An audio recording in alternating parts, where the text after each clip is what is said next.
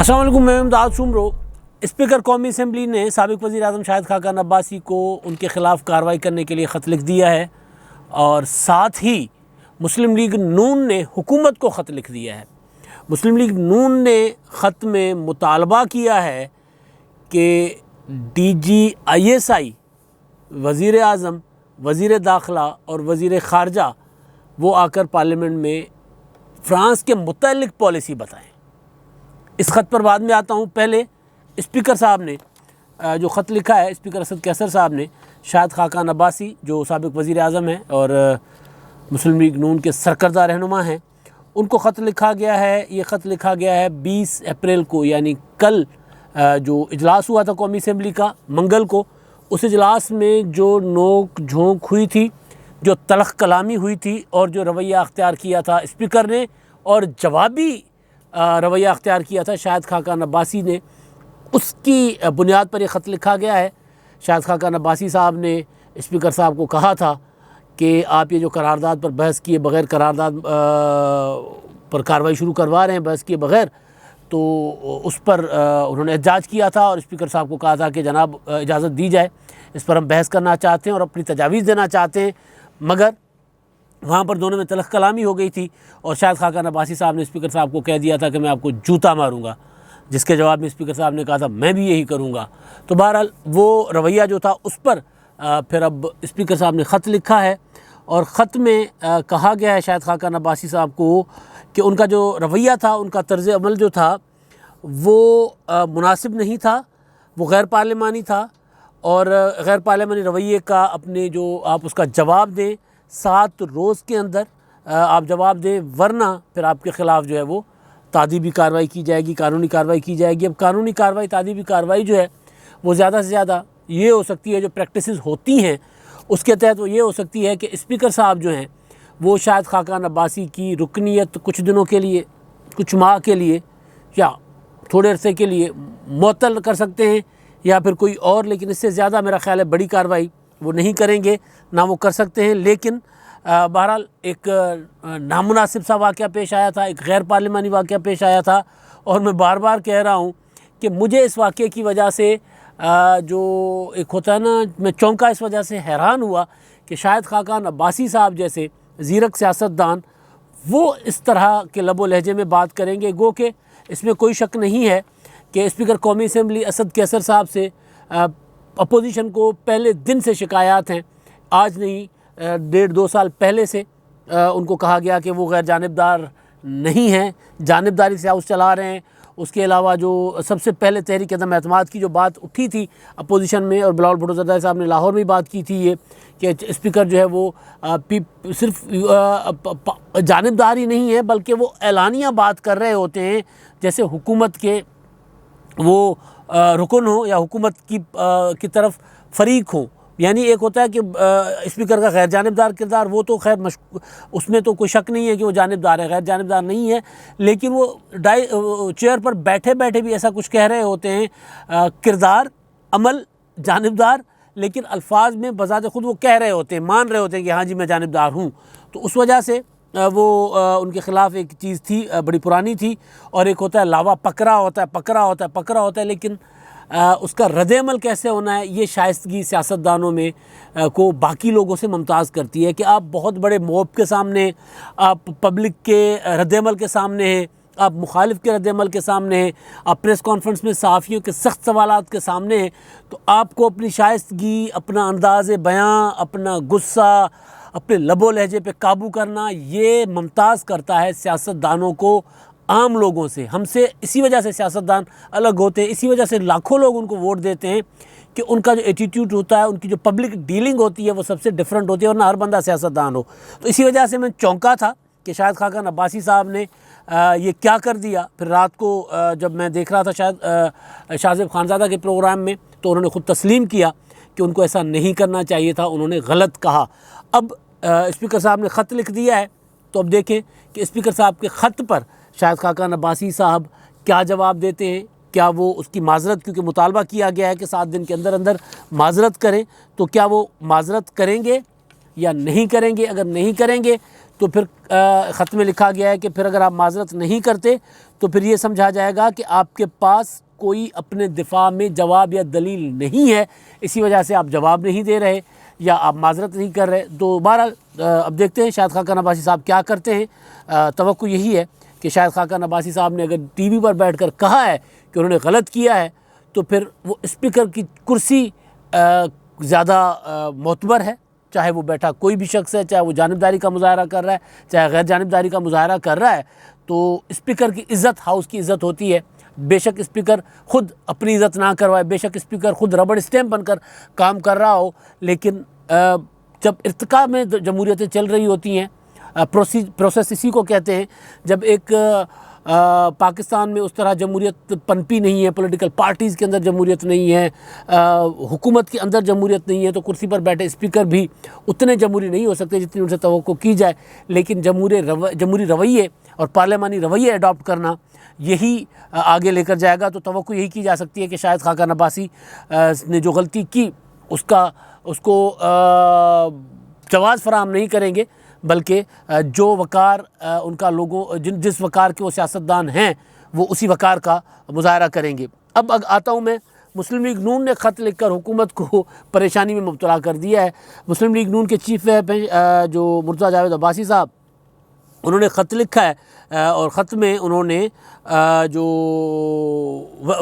उन्होंने वज़ीर ममलकत पार्लिमानी उमूर को अली मोहम्मद ख़ान को यानी उनको ख़त लिखा है हुकूमत के लिए। और उस ख़त में जो कल कौमी असम्बली में जो कुछ हुआ और जो कुछ TLP के साथ हुकूमत ने मुआहदा किया, वज़ीर आज़म इमरान ख़ान साहब ने जो ख़िताब किया, शेख रशीद साहब की जो प्रेस कॉन्फ्रेंसेज़ हैं और फ्रांस के मुतल्लिक़ हुकूमत के मुतनाज़ा जो बयानात हैं, उन सारों के मुतल्लिक़ सवालात हैं। और फिर वो कल जो करारदाद पेश की गई थी कौमी असम्बली में, जिसका अब जुम्मे को जिस पर कार्रवाई होगी, कल के इजलास का तो पीपल्स पार्टी उसमें शरीक नहीं हुई थी, उसको बाइकआउट कहा जाए, पीपल्स पार्टी की गैर हाज़िरी कहा जाए, जो भी पीपल्स पार्टी के कुछ दोस्तों का ख्याल था कि हम क्योंकि इजलास सुबह कॉल किया गया था और हमारे पास इतना वक्त नहीं था कि सिंध से पहुँचें, और पीपल्स पार्टी के ज़्यादातर अरकान जो सिंध से हैं। लेकिन बहरहाल जो राजा परवेज़ अशरफ साहब हैं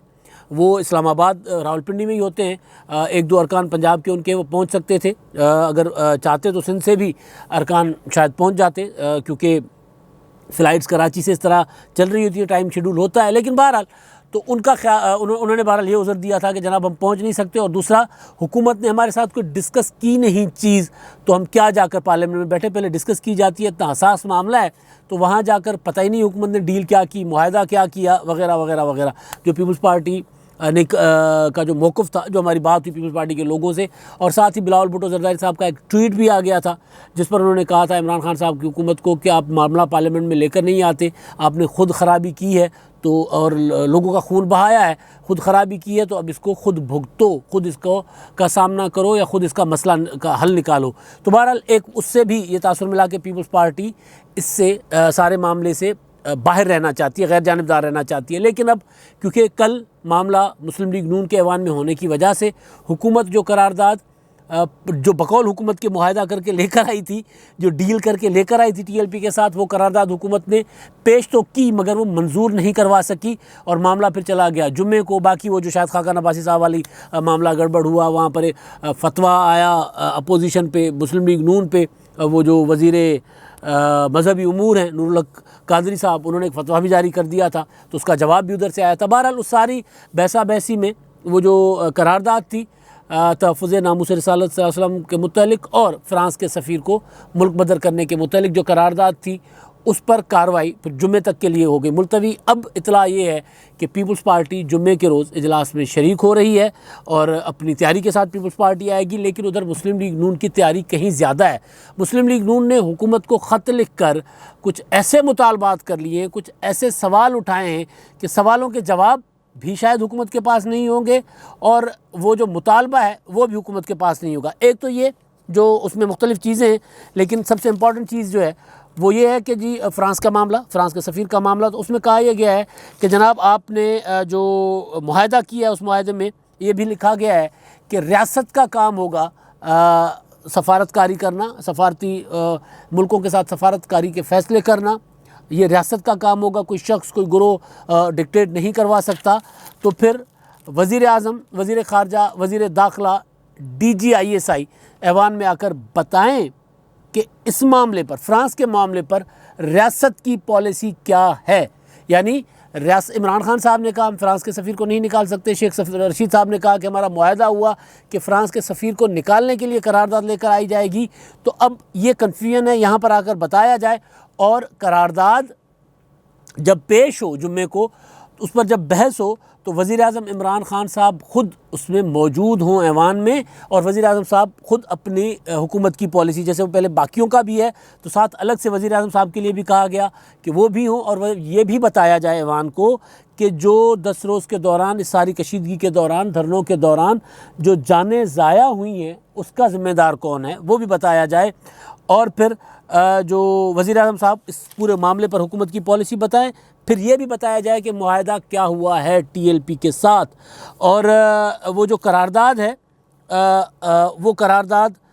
में तो सफ़ीर को जो बाहर भेजने की बात की, उस पर बहस की बात की गई, लेकिन वज़ीर जो थे दाखिला उन्होंने कोई और बात की। और उसके अलावा ये कहा गया कि TLP कलअदम है, तो अगर TLP कलअदम है तो कलअदम जमात के साथ मुआहदा कैसे किया गया। सबसे इम्पॉर्टेंट सवाल है कि एक जमात को आपने कलअदम करार दे दिया और उस जमात के साथ फिर आपने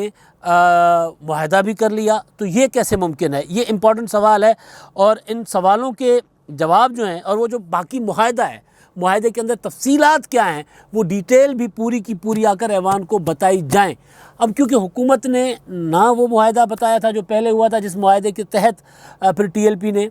जो है वो 20 अप्रैल से दोबारा लॉन्ग मार्च करने की थी, क्योंकि फ़्रांस के का जो मामला हुआ था, वहाँ पर गुस्ताखाना खाकों का इशू हुआ था, उसके ऊपर ही एक लॉन्ग मार्च हुआ था TLP का।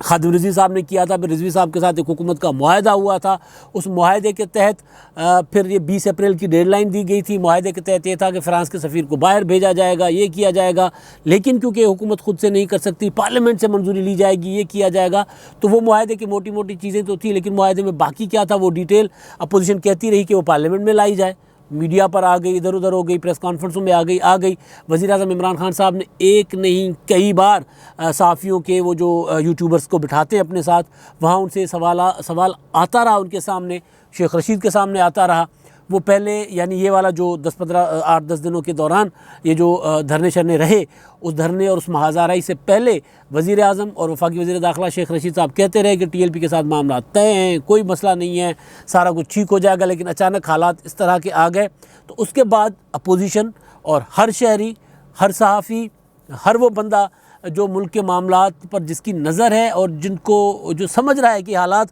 अच्छे नहीं हैं, हालात ख़राब हो सकते हैं, तो उस सारे मामलात को की वजह से वो TLP के साथ होने वाले पुराने मुआहदे और अब जो 19 अप्रैल को हुआ है वो वाला मुआहदा और वो पार्लियामेंट में लाने और वज़ीर आज़म साहब के ख़िताब और फिर करारदाद, इन दोनों के मुतालिक हर बंदा चाहता है कि वो जो ख़िताब वज़ीर आज़म साहब ने कहा वो हतमी था, करारदाद हतमी है। और दूसरी बात ये है कि क्या जो सवाल उठाया गया है कि क्या करारदाद पेश की जाएगी या मंजूर भी की जाएगी, क्योंकि शेख रशीद साहब ने कहा करारदाद जो है वो बस वो पेश ही करनी थी, या हुकूमत जो अभाम है, कन्फ्यूजन है, वो ख़त्म करने के मुतल्लिक़ सवालात हैं। तो ये सारी चीज़ें हैं और हर बंदा ये चाहता है कि मामला पार्लियामेंट में आए, और पार्लियामेंट के ज़रिए, हम भी कहते हैं कि पार्लियामेंट के ज़रिए ही चीज़ें जो हैं वो बेहतर तरीके से हल की जा सकती हैं। वहाँ पर एक इज्तिमाई राय आती है, इज्तिमाई सोच, इज्तिमाई दानिश जो होती है, उससे फ़ैसले फूटते हैं। पार्लियामेंट इसी का नाम होता है। वहाँ से जो फ़ैसले निकलते हैं, इज्तिमाई दानिश जो फूटती है, उससे जो चीज़ें सामने आती है तो उससे खैर की ही तवक्को की जाती है। तो ये मुतालबा किया गया। लेकिन अब मसला ये है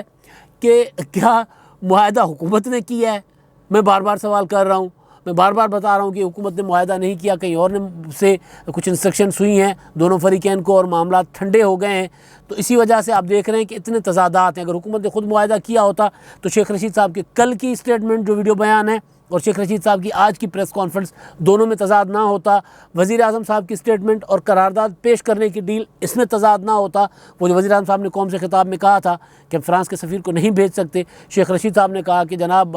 हमने मुआहदा किया है जिसके तहत करारदाद पेश की जाएगी फ़्रांस के सफ़ीर को मुल्क से बाहर भेजने की। तो ये सारी चीज़ें हैं। अब मुस्लिम लीग नून जो है उन्होंने आगे एक ज़रा और धक्का दे दिया है हुकूमत को, ये कहकर कि वज़ीर आज़म वज़ीर दाखिला, DGISI, वज़ीर ख़ारजा ये आकर बताएं कि फ़्रांस के मुतल्लिक़ रियासत की पॉलिसी क्या है, और क्या रियासत की पॉलिसी वो है जो वज़ीर आज़म साहब कह रहे हैं, या रियासत की पॉलिसी वो है जो मुआहदा किया गया है। तो क्या हुकूमत ये करेगी, और क्या जुम्मे को जब ये इजलास होगा तो उस इजलास में हालात बेहतर होंगे? क्योंकि याद रखिए कि शायद खाकान अब्बासी साहब का मामला और स्पीकर के अंदर होने वाली नोक झोंक जो है, तलख कलामी जो है, वो ज़ाहिर बदतरीन है, वो कोई अच्छी चीज़ नहीं है। तो उसके होते हुए क्या हालात बेहतर होंगे, और अगर पीपल्स पार्टी आती है तो वो क्या किरदार अदा करेगी, और हुकूमत के पास इन सवालों के जो मुस्लिम लीग नून ने उठाएं और बजा तौर पर उठाएं, इन सवालों का कोई जवाब होगा? अगर जवाब होगा तो मामला आगे जाएगा, वगरना हुकूमत ने, मैंने कहा एडॉकिज़म पर चल रही है, हुकूमत एडॉकिज़म पर चलते हुए मामले को लिंगर ऑन भी करेगी। धरना ख़त्म हो गया है, हुकूमत की जो असल टेंशन थी वो ख़त्म हो गई है। तो अब हुकूमत जो है इस मामले पर भी पार्लियामेंट, जैसे वो कल नूरुल्लाह कादरी साहब का किरदार था, जैसे वो फतवे जारी कर रहे थे, तो फिर जुम्मे को लग रहा है कि पार्लियामेंट का जो इजलास होगा वो कोई इतना अच्छा और इतना स्मूथ नहीं होगा। हालांकि मामला बहुत हसास है, शान रिसालत सल्लल्लाहु अलैहि वसल्लम का मामला है, फ़्रांस में होने वाले शाया होने वाले गुस्ताखाना खाकों का मामला है। उस मामले पर जो रवैया हुकूमत का है और जिस तरह हुकूमत डील कर रही है, या जो गुज़िश्ता इजलास में हुआ, उसको देखकर नहीं लगता कि जुम्मे को भी करारदाद मंजूर हो। लेकिन बहरहाल सियासतदान है, मुमकिन है कोई रास्ता निकाले, रास्ता निकालना ही सियासत होती है, तो मुमकिन है कोई ना कोई रास्ता निकल आए। अब आखिर में जी हमारे जो मेहरबान हैं अपनी कमेंट्स से और अपनी आरा से आगाह करते हैं, एहसन सैफुल्लाह साहब, वो ये कह रहे हैं वज़ीर आज़म का दिमागी मुआयना बहुत ज़रूरी है। भाई बहुत बड़ी बात है, मैं तो ये नहीं कह सकता, लेकिन इतना ज़रूर है कि वज़ीर आज़म साहब वो जो उन्होंने ये बात हो रही है, वो जो वीडियो उन्होंने जारी कर दी थी अपने इंस्टाग्राम पर, वो इनकलाब फ़िल्म की, अमिताभ बच्चन की मूवी की, तो दिमागी मुआयना करवाना चाहिए, नहीं करवाना चाहिए, वज़ीर आज़म साहब के लिए ऐसी बात करनी चाहिए, नहीं करनी चाहिए? ये पार्लिमानी बात है, कोई गैर पार्लिमानी बात नहीं है, लेकिन क्योंकि बहुत बड़ी बात है तो ऐसा होना चाहिए, नहीं होना चाहिए। लेकिन इतना ज़रूर है, ये सोचना ज़रूर चाहिए कि वज़ीर आज़म साहब ऐसे काम किस कैफियत में करते हैं, तब उनके ऊपर कितने प्रेशर होते हैं, तब वो क्या सोच रहे होते हैं, तब वो अपनी कारकर्दगी को किस तरह गेज कर रहे होते हैं, तब वो अपोजिशन को किस शक्ल में देख रहे होते हैं, तब वो अपनी हुकूमत को कहाँ जाता देख रहे होते हैं। ये सारी कैफियत जो होती हैं, वो उनमें से कौन सी ऐसी कैफियत होती है जब वज़ीर आज़म साहब इस तरह की चीज़ें करते हैं, इस तरह के ट्वीट करते हैं, इंस्टाग्राम पर इस तरह की वीडियो रखते हैं? ये तो सोचने की बात है, इस पर तहकीक करने की ज़रूरत ज़रूर है। दिमागी मुआयना वज़ीर आज़म साहब मुकम्मल ठीक है, इसमें कोई ऐसी चीज़ नहीं मुझे लग रही। गुल हसन साहब है, वो कहते हैं वज़ीर आज़म पाकिस्तान में इतनी खामियाँ हैं तो उनको बर्दाश्त कैसे कर रहे हैं? जब पाकिस्तान तबाह हो जाएगा फिर उनको ख्याल आएगा नून लीग और PPP वाले क्यों स्टैंड नहीं ले रहे। भाईजान उन्होंने क्या स्टैंड लेना है? वो तो अपने वो अपोजिशन हुकूमत की नहीं, अपोजिशन की अपोजिशन में लग रही है। मुस्लिम लीग नून पीपल्स पार्टी की अपोजिशन बन गई है, पीपल्स पार्टी मुस्लिम लीग नून की अपोजिशन बन गई है। मौलाना फजलुर रहमान साहब बीच में अब फंस गए हैं। बहरहाल हुकूमत जा सकती थी, मैं कई बार ये गुजारिश कर चुका हूँ, हफीज़ शेख के इलेक्शन हारने के बाद अगर तहरीक अदम एतमाद वाला मामला अपोजिशन संजीदगी से लेती तो हुकूमत हार सकती थी। लेकिन मुस्लिम लीग नून एक सियासी जमात है, उनका राइट है, वो ये समझते हैं कि इस वक्त इस हुकूमत को गिराना इमरान खान के फ़ायदे में होगा, अभी इसको गिराने नहीं, मज़ीद एक्सपोज होने दिया जाए। तो ये उनकी पॉलिसी है। इसी वजह से फिर मुस्लिम लीग नून जो है तहरीक अदम एतमाद के बजाय कोई और रास्ता चाहती थी, और पीपल्स पार्टी इस्तीफ़ों की तरफ नहीं जा रही थी, या लॉन्ग मार्च वाला मामला जो खटाई में पड़ गया, जो भी सब कुछ सामने है, तो अपोजिशन की आपस में लड़ाई हो गई। तो उससे ज़ाहिर है हुकूमत लूली है, लंगड़ी है, चल रही नहीं चल रही, ये मुल्क तबाह कर रही है, कुछ और तबाह कर रही है, उसको बहरहाल वक्त मिल गया है। राना एहसान अली साहब हैं, वो कहते हैं PTI और उसके साथियों का बुरा वक्त शुरू हो गया है।